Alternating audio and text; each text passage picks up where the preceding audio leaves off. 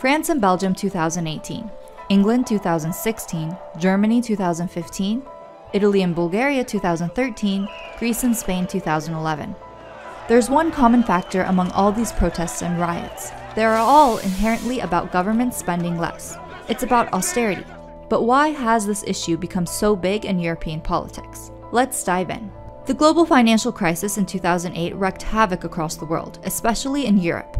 When it became obvious banks required bailouts, governments began to borrow more and more money. Their debts were piling up.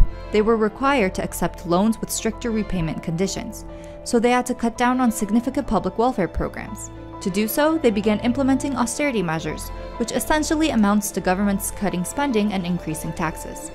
The minimum wage, unemployment, and pension benefits, as well as family and child tax benefits, were all cut. Public sector pay was also cut and hiring froze. Taxes on properties and healthcare had increased, and services such as police and education had funding cuts.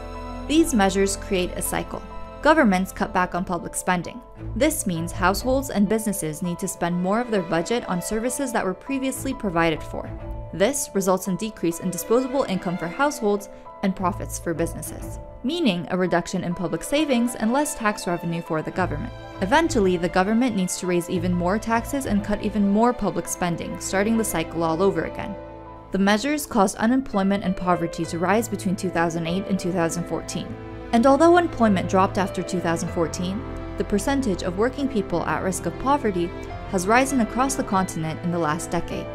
9.8% of the population lived below the poverty line in 2015, and 17.3% were at risk of poverty.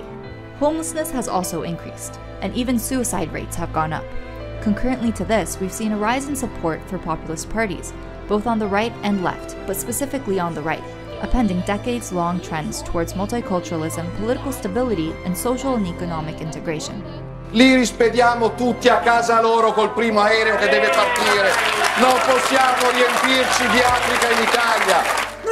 We opened the door of France to mafias, to terrorists who quickly understood the advantages that they could get from our incredible powerlessness, who sent their soldiers of hate among the flow of migrants to hit our country in the heart.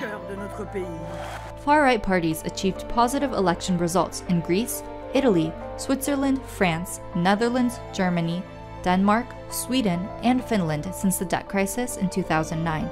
Although austerity has clearly played a role in shaping the current state of Europe, it isn't the only influence, with a range of other issues affecting the region.